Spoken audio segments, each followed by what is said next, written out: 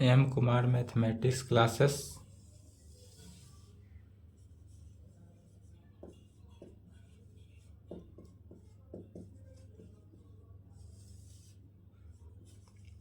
Class 11th,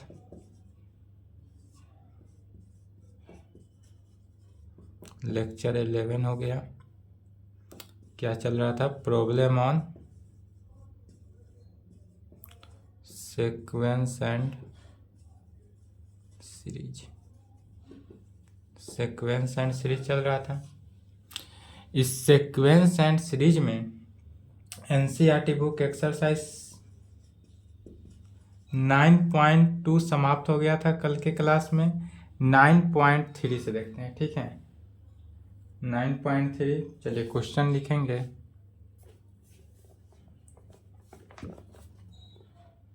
पहला question है, find the 20th and nth term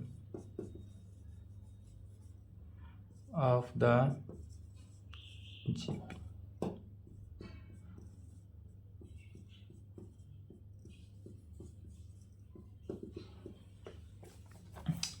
देखिए बाबू, क्वेश्चन है, प्रॉब्लम का चल रहा है क्लास। क्वेश्चन में आप क्या करेंगे कि जैसे क्वेश्चन हम बोर्ड को दो भागों में बांट देंगे, एक तरफ इधर से लिखेंगे, एक तरफ इधर से समझाएंगे, उस तरह समझ लेना है। जब क्वेश्चन बनाया हुआ हो जाएगा, हम ऑलवेज बोल ही देते हैं, लेकिन जब कभी नहीं बोले कि वीडियो रोक कर लिख ले, तो भी आप वीडियो रोक कर क्या करेंगे, लिख लेंगे। या अगर वीडियो नहीं रोक पाए हो तो वीडियो को थोड़ा 10 सेकेंड के लिए स्किप कर लेंगे और उसके बाद वीडियो को रोक कर लिख लेंगे, ठीक है। ताकि इससे आपका क्वेश्चन का जितना क्लास है ना, क्लास आधा निकलेगा। यह अलजेब्रा चलेगा, अलजेब्रा समाप्त होगा, कोऑर्डिनेट चलेगा। अभी लंबा लंबा टॉपिक बचा हुआ है 11th क्लास में, क्योंकि सिलेबस भी कंप्लीट करना है। और सिलेबस के लिए चिंता ना करें, सिलेबस जनवरी तक जाएगा।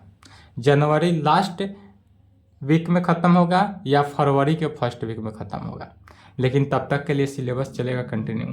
तो चलिए, क्वेश्चन जैसे कह रहा है, find the 20th term and nth terms of the GP. हमारे पास जीपी सीरीज दिया हुआ है, गिवन क्या है, तो हमारे पास गिवन है जीपी सीरीज। अब जीपी सीरीज दिया हुआ है, तो इस जीपी सीरीज से A20 का वैल्यू एंड AN का वैल्यू निकालना है। तो हम एनवा टर्म का जीपी के फॉर्म में, जीपी सीरीज में एनवा टर्म का वैल्यू निकालने का हम फॉर्मूला क्या जानते हैं, तो AN is equal to AR का पावर N-1, यही फार्मूला होता है ना। AN इज इक्वल टू क्या जानते हैं, AR का पावर N-1, वेयर जहाँ AN इज इक्वल टू क्या है, लास्ट टर्म, N माने क्या हुआ, लास्ट टर्म हुआ, and A is equal to first term, R is equal to common ratio, R is equal to common ratio, and N is equal to 1 2 3 dot dot dot, N का value इतना रखते हैं। यही value है, इसी से क्या करते हैं, वैल्यू निकालते हैं। We find the value of A20 and AN का वैल्यू निकालना। फार्मूला क्या जानते हैं, तो AN is equal to A का power AN is equal to A into R का पावर N-1, यह चूँकि गिवन है, फार्मूला होता है तो उसी फार्मूला से कहेंगे। फर्स्ट का सॉल्यूशन, गिवन डैट दिया हुआ क्या है, तो जीपी सीरीज दिया हुआ है 5/2, 5/4, 5/8 dot dot dot R in GP में। यह बता भी रहा है कि यह जीपी में है। जीपी का फुल फॉर्म गुणोत्तर श्रेणी, हिंदी में कहते हैं, इंग्लिश में क्या कहेंगे, जियोमेट्रिक प्रोग्रेशन। तो यह जीपी सीरीज में दिया हुआ है। इससे A का वैल्यू कितना निकला, 5/2, एंड D का नहीं, यहाँ पर R का वैल्यू, D माने क्या होता है, कॉमन डिफरेंस। अब तक जितने निकालते थे कॉमन डिफरेंस निकालते थे D से। D क्या होता है, कॉमन डिफरेंस किस कारण में होता है, AP सीरीज के लिए। लेकिन जब जब GP की बात आ जाए तो GP में R निकालते हैं। R का मतलब क्या हो जाता है, कॉमन डिफरेंस। तो R इज इक्वल टू क्या होता है, A2/A1, आर निकालने का फॉर्मूला, सेकेंड टर्म A2 मैंने क्या हुआ, second term divided by A1 मैंने फर्स्ट टर्म, तो सेकेंड टर्म में फर्स्ट टर्म से भाग देते हैं। सेकेंड टर्म कितना है 5/4 divided by first term 5/2। Second term divided by first term is equal to 5/4 into 2/5 में 2 से 2 5 कैंसिल था 1/2। तो हमारे पास जो जीपी सीरीज निकला, जीपी सीरीज में आर का वैल्यू कितना निकल गया 1/2, इसलिए A20 का वैल्यू पहले बार में A20 का वैल्यू निकालेंगे और दूसरे में AN का वैल्यू निकालेंगे।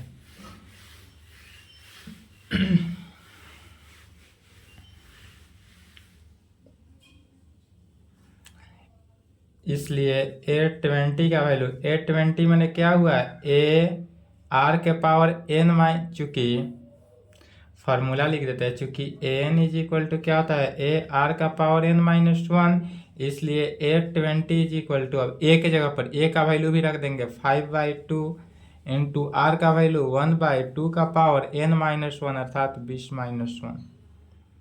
इसी को सिंप्लीफाई कर देना है 5/2 इंटू 1/2 का पावर 19, 20 में से 1 गया था कितना हो जाएगा 19। 5/2 इंटू 1 का पावर 19 डिवाइडेड बाई 2 का पावर 19 5 इंटू 1 हो जाएगा। 1 के पावर कुछ भी रहता है तो क्या होता है 1 के बराबर, इंटू 2 इंटू 2 का पावर 19, 2 में 2 का पावर 19 से मल्टीप्लाई किए तो क्या हो जाता है 1 जुड़ जाएगा, तो 5 डिवाइडेड बाई 2 के पावर 20, यही आंसर हो गया।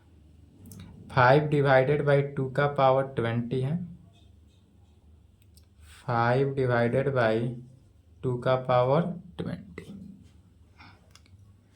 एंड an निकालना है तो n is equal to a r का पावर n-1 फॉर्मूला होता ही है, तो इसी में a की जगह पर कितना रख देना है 5/2 इंटू आर की जगह पर 1/2 का पावर n-1, तो 5 इंटू 1 का power n-1 divided by 2 into 2 का पावर n-1, ऊपर 1 कांस्टेंट है तो 1 डिवाइडेड बाई 1 का पावर n-1 क्या हुआ 1 हुआ, डिवाइडेड बाई 2 का पावर 1 प्लस n-1 क्या हुआ कि जब 2 इंटू अलजेब्रिक फॉर्म से 2 1 से 1 कैंसिल, तो 5 डिवाइडेड बाई 2 का पावर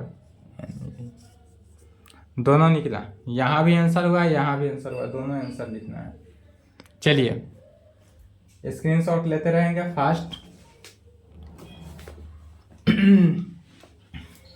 स्क्रीनशॉट लेते रहें या वीडियो रोकते रहें, ठीक है।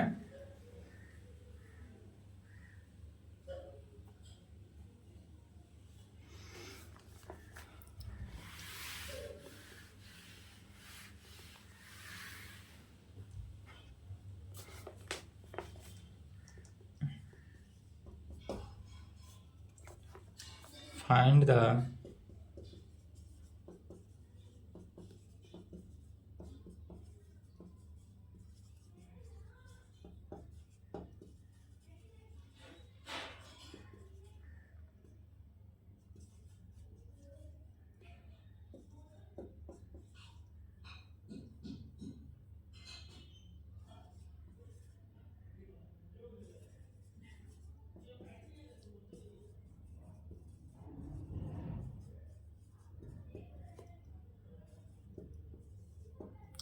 क्वेश्चन समझेंगे क्या कर रहा है, कि फाइंड द 12th टर्म निकालना है, अर्थात A12 वैल्यू निकालना है ऑफ ए जीपी हुज जिसका 8th टर्म इज 192 दिया हुआ है, मैंने यह जीपी का A12 टर्म निकालना है जिसका 8वां टर्म मैंने A8 का वैल्यू जो है वह 192 दिया हुआ है एंड कॉमन रेशियो 2 दिया हुआ है, तो इस दोनों की सहायता से पहले किसका वैल्यू A का वैल्यू निकालेंगे और जब A का वैल्यू फर्स्ट टर्म निकल जाएगा तब A12 वैल्यू निकाल देंगे।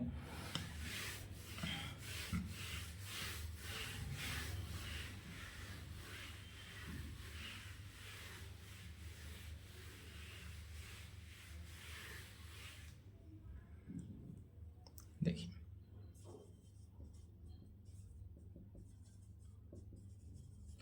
सबसे पहले दिया हुआ क्या है, तो A8 आर का वैल्यू दिया हुआ है 2, कॉमन रेशियो 2 दिया हुआ है, एंड इसके साथ साथ A8 का वैल्यू 192 दिया हुआ है। A8 8 टर्म क्या दिया हुआ है, 192, तब फाइंड कर रहा है 12th टर्म। तो A8 को फार्मूला में क्या लिख सकते हैं, ए आर के पावर 8 माइनस 1 इज इक्वल टू 192, अर्थात आर का वैल्यू कितना है, 2 है, तो 2 का पावर 7 इज इक्वल टू कितना हो गया, 192 इज इक्वल टू 192 में हो गया।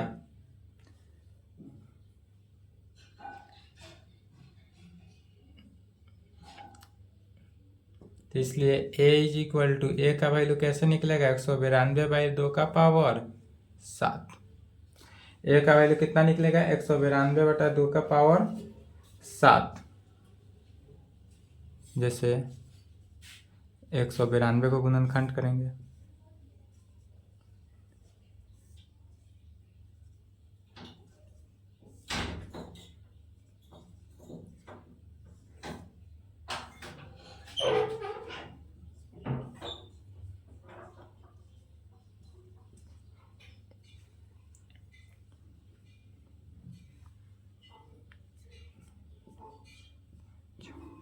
इस 192 को लिख सकते हैं 2 का पावर 6 गुना 3 डिवाइडेड बाई 2 के पावर 7 को 2 का पावर 6 इंटू 2 फॉर्म में लिखें। 2 के पावर 6 से 2 के पावर 6 कैंसिल, इसलिए a का वैल्यू कितना निकला, 3/2। अब a का वैल्यू 3/2 निकल गया, इसलिए किसका वैल्यू, A12, इसलिए A12 is equal to a r के पावर 11, a का वैल्यू 3/2 इंटू आर का वैल्यू 2 का power 11 is equal to 3/2 into 2 के पावर 10 लिख सकते हैं, 2 से 2 कैंसिल, 3 इंटू 2 का पावर 10, ये आंसर। मल्टीप्लाई कर लेना है, इसको मल्टीप्लाई कर लेंगे, जो मल्टीप्लाई करने के बाद आंसर आएगा वही होगा, ठीक है।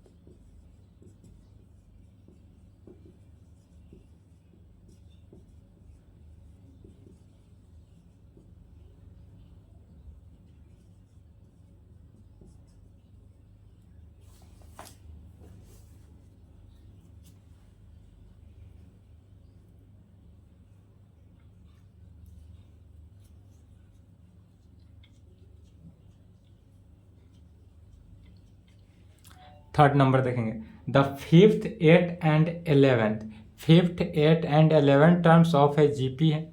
यह जीपी के 5वां 8वां एंड 11वां पद का पद कितना है, पी क्यू आर एस में है। अर्थात कहने का मतलब कि A5 जो है पी में है, A8 क्यू में है, एंड A11 जो है एस में है, रेस्पेक्टिवली क्रमशः। तब सो डैट हमको दिखाना है q square is equal to कितना, पी स्क्वायर। यह क्यू स्क्वायर जो है पी स्क्वायर की इक्वल है, यही शो करना है।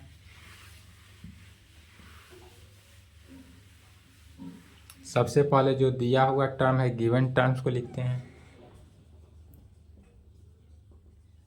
गिवन डैट, इसमें गिवन टर्म क्या है, A5 का वैल्यू दिया हुआ है P, A5 का P है, मैंने A5 के लिख सकते हैं ए आर के power 4 is equal to P।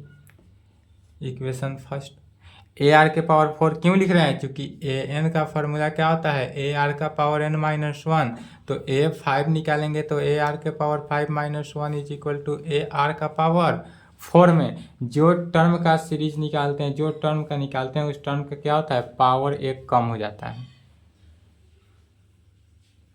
उसके बाद किसका वैल्यू निकालना है, A8 का Q दिया हुआ है, गिवन है। 8वां टर्म कितना दिया हुआ है, Q दिया हुआ है। इससे क्या निकला, ए आर के power 7 is equal to q, equation 2।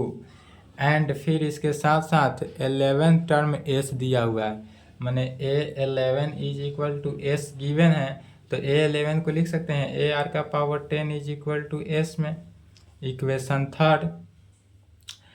अब क्या करते हैं, आर का वैल्यू कॉमन रेशियो निकालने के लिए क्या करते हैं, always second term divided by first term. तो कॉमन रेशियो निकालना है तो second term divided by first term, तो सेकेंड में फर्स्ट को भाग देते हैं, second divided by first gives. यदि हम सेकेंड में फर्स्ट से भाग देते हैं तो क्या बचता है, लेफ्ट में ए आर के power 7 divided by a r का power 4 is equal to q by p में। अब यहाँ से देखेंगे तो ए से ए कैंसिल, ऊपर आर के पावर 7 है, नीचे आर के पावर 4 है, मैंने आर के पावर 7 डिवाइडेड बाई आर के पावर 4, तो आर के पावर 7 को लिख सकते हैं आर के पावर 4 इंटू आर के पावर 3 बाई आर के पावर 4, कैंसिल हुआ, क्या बचा आर क्यू, तो लेफ्ट में बचा r q is equal to q by p. इसको इक्वेशन 4 लिख लेंगे, ठीक है, इक्वेशन नंबर 4। इसके आगे कहेंगे फिर अगला में third term divided by second term. अब थर्ड टर्म से सेकेंड टर्म को डिवाइड करते हैं, थर्ड टर्म में equation third divided by second gives, तो थर्ड में सेकेंड, तो थर्ड में क्या है, ए आर के power 10 divided by a r का power 7 is equal to s by q के फॉर्म में हो गया। अब यहाँ पर देखेंगे ए से ए कैंसिल, आर के पावर 10 डिवाइडेड बाई आर के पावर 7 बचा, आर के पावर 10 को लिख सकते हैं आर के power 7 into r q divided by r के पावर 7, आर के पावर 7 से आर के पावर 7 कैंसिल, आर क्यू बचा, तो लेफ्ट में पुनः क्या बचा आर क्यू, राइट में एस बाई क्यू, इक्वेशन 5। अब कहेंगे फ्रॉम 4 एंड 5 से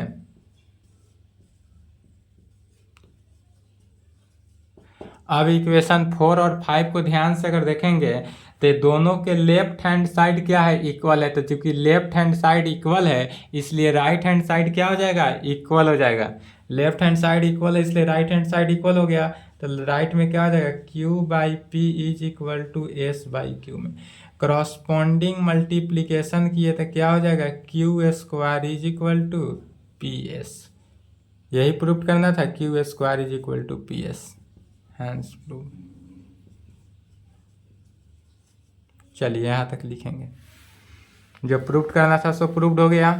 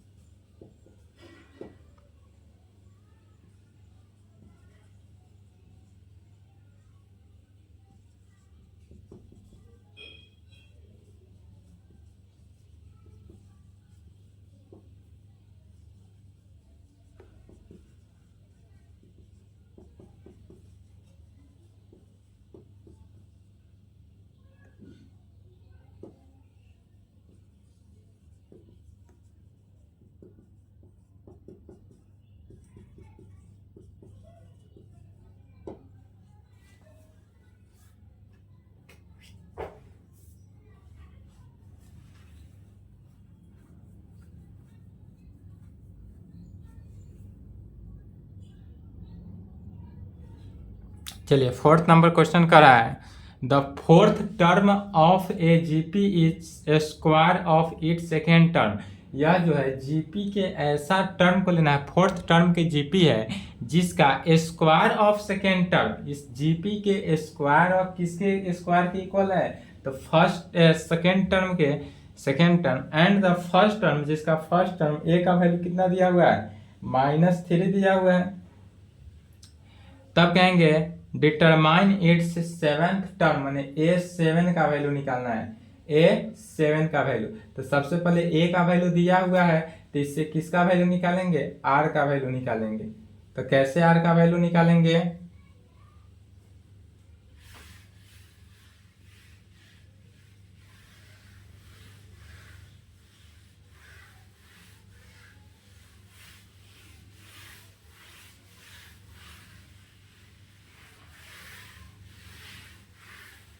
चलिए इस क्वेश्चन को ध्यान से देखते हैं। सबसे पहले गिवन डेट इसमें दिया हुआ क्या है, तो फर्स्ट टर्म दिया हुआ है, मैंने ए का वैल्यू कितना दिया हुआ है, -3 दिया हुआ है, तो -3 लिखेंगे। अब यहाँ पर मान लेते हैं कि लेट यदि A be the first term and R be the common ratio of the GP. क्या मान लेते हैं कि ए यदि फर्स्ट टर्म है और आर कॉमन रेशियो है, किसका रेशियो है, कॉमन रेशियो, तो जीपी का, जीपी सीरीज का। तब वी नो डैट, चूंकि हम जानते हैं कि A N is equal to क्या होता है, ए आर का पावर n-1 में, या तो हम जानते हैं कि n is equal to a r के पावर n-1। यहाँ पर फोर्थ टर्म दिया हुआ है अर्थात A4 का वैल्यू, तो इसलिए A4 का वैल्यू कितना हो जाएगा, तो A4 इज इक्वल टू, जब निकालेंगे तब फॉर्मूला तो यही होता है, लेकिन फिर ध्यान देंगे A4 कह रहा है अर्थात A4 is equal to AR cube. इस फॉर्मूला से निकालेंगे तो n में से 1 कम, तो AR क्यू में। अब इसी में AR क्यू से अगर हम निकालते हैं तो A का वैल्यू कितना रखना है, -3। तो A का वैल्यू अगर हम -3 रखते हैं तो -3R क्यू में। एंड फिर क्या कर रहा है, square of it second term, second term का स्क्वायर कर रहा है, इसलिए सेकेंड टर्म भी निकालते हैं। तो एंड A2 का वैल्यू क्या हो जाएगा, R2 -1 1, तो AR हुआ, A का वैल्यू फिर -3 × R। अब क्वेश्चन को पढ़ना है। क्वेश्चन में क्या कर रहा है, the fourth term of the GP is square of it second term. A GP का जो फोर्थ टर्म है का स्क्वायर होगा किसके, सेकेंड टर्म के, अर्थात जो A4 का वैल्यू है वह A2 का स्क्वायर के इक्वल होगा। According to the question, question के अकॉर्डिंग टू क्वेश्चन के अकॉर्डिंग जब चलेंगे तो क्या करा है, fourth term of a GP is square of its second term, माने यह जो सेकेंड टर्म है इसका स्क्वायर है फोर्थ टर्म की इक्वल। ठीक है, तो कहेंगे इसलिए अकॉर्डिंग टू द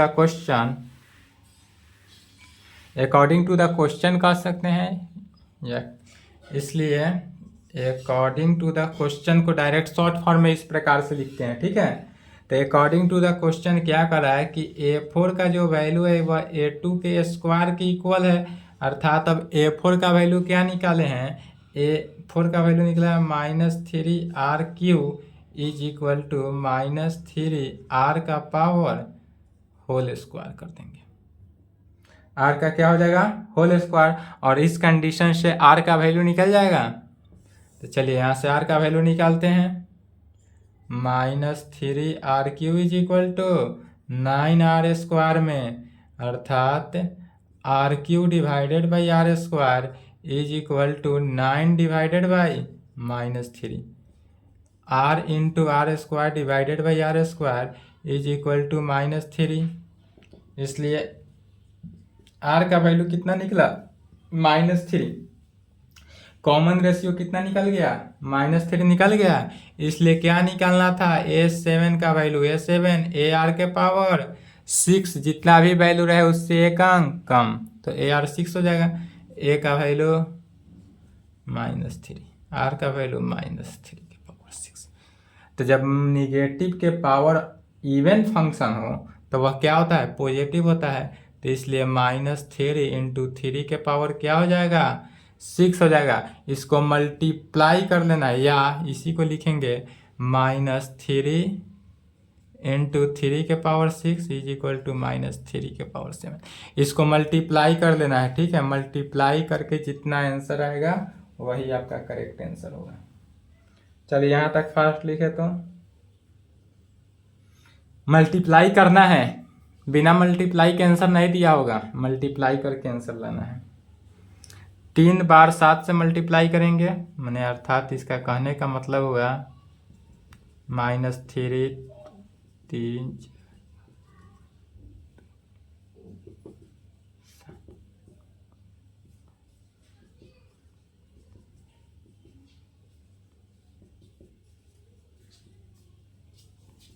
अब मल्टीप्लाई कर लेंगे, जो होगा वही आंसर।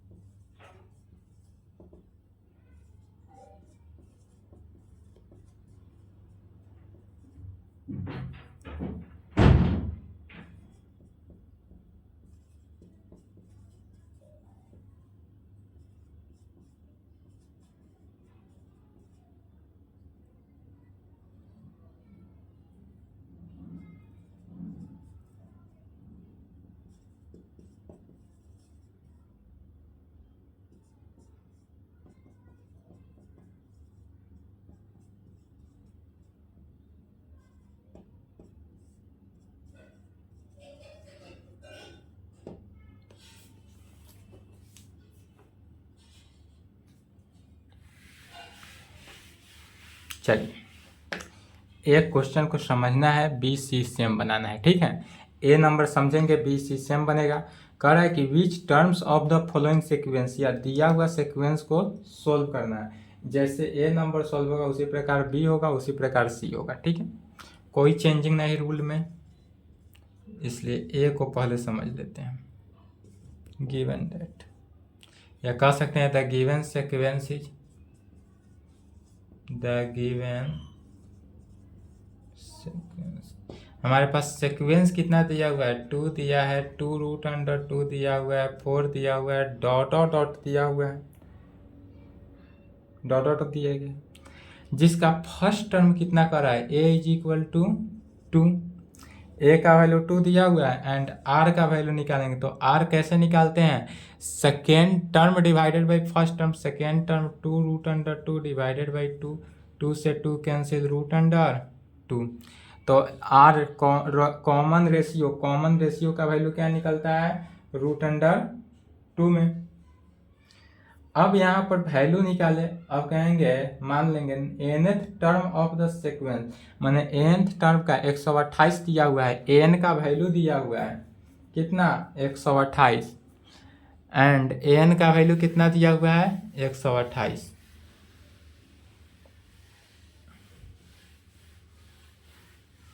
लास्ट टर्म दिया हुआ है, लास्ट टर्म को किस से सूचित करते हैं, an से दिया हुआ है।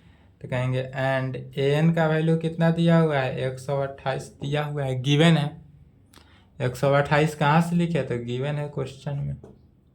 गिवन का हिंदी होता है दिया हुआ है। इसी से क्या किए, तो an का फॉर्मूला, an = AR का पावर n-1 = 128। a का वैल्यू 2 इंटू r का वैल्यू √2 का पावर n-1 = 128। हमको वैल्यू किसका निकालना है, n का वैल्यू निकालना है। जो n का वैल्यू होगा वही आंसर होगा। तो अब कहेंगे n का वैल्यू निकालना है, तो 2 इंटू √2 है, तो √2 को लिख सकते हैं 2 का पावर 1/2, इसका पावर n-1 = 128। क्या किए, तो √2 1/2 किए, √2 को क्या किए, 2 का पावर 1/2 = कह सकते हैं 2 इंटू 2 का पावर n-1 डिवाइडेड बाई 2 में, n-1 डिवाइडेड बाई 2 = 128 है। तो 128 को अभी जस्ट पिछला क्वेश्चन में सॉल्व किए थे, तो इसको किए 128 का कितना किए थे, 64 का कितना होता था, 2 के पावर 6, तो 128 का 2 के पावर 7 हो जाएगा। 128 का वैल्यू 2 का पावर 7, इसलिए फिर यहाँ पर 2 का power 1 plus n-1 divided by 2 हो गया, = 2 के पावर 7। चूँकि a का पावर m इंटू a का पावर n हो, तो क्या होता है, a का power m plus n। Algebra के फार्मूला से इसलिए यहाँ पर दिस इम्प्लाइड कह सकते हैं 1 + n - 1 divided by 2 is equal to 7। क्योंकि ये चूँकि a का power m is equal to a का पावर n हो, देन दिस इम्प्लाइड तब m is equal to n। n-1/2 is equal to 6। 1 गया घट गया तो कितना हो जाएगा 6। तो n-1 इज इक्वल टू 12। इसलिए n का वैल्यू कितना हो गया 13। और यही आंसर, n का वैल्यू कितना हो गया 13। माने a13 का मान कितना है 128 है। बताना था कि a13 का मान कितना है 128 है। सिमिलरली बी एंड सी इसी प्रकार बनेगा, बना लेंगे।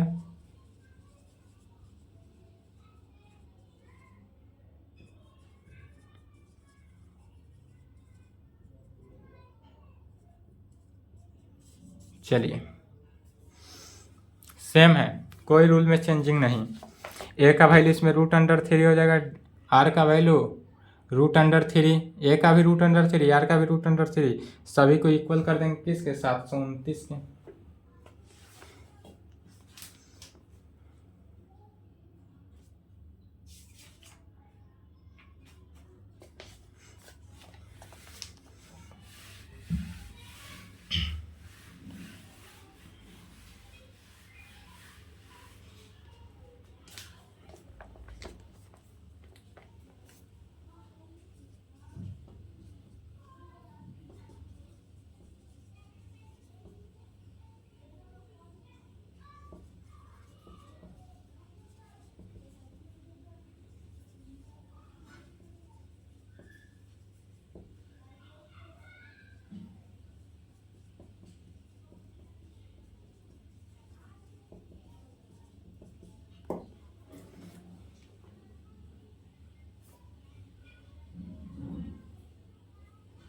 चलिए 6 नंबर क्वेश्चन एकदम सिमिलर है, छोटा सा है। For what value of x, x का वैल्यू निकालना है। वैल्यू किसका निकालना है एक्स का। यदि हमारा जीपी सीरीज दिया हुआ है, इतना जीपी सीरीज दिया हुआ है, तो जीपी दिया हुआ है तो क्या करेंगे, पहले जो गिवन फंक्शन है उसको लिखेंगे।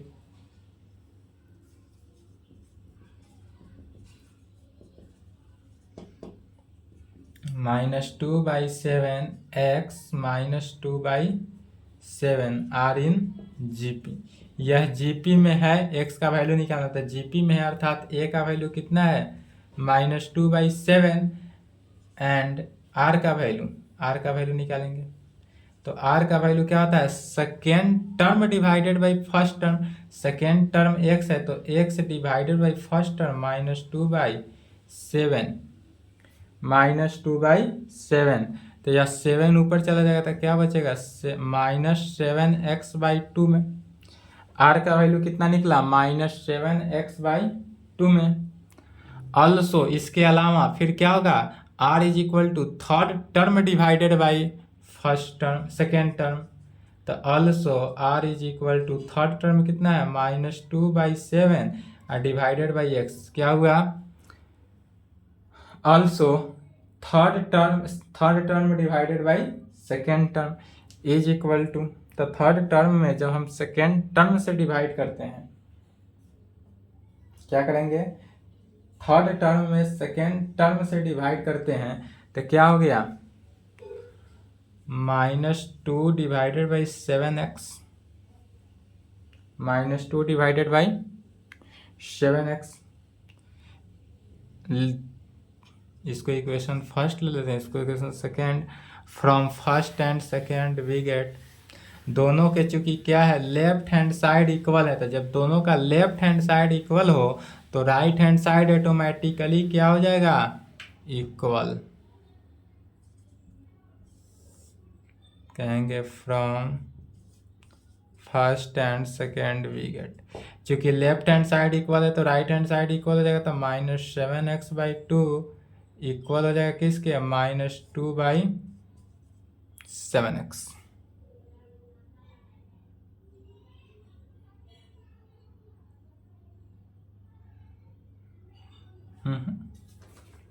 क्वेश्चन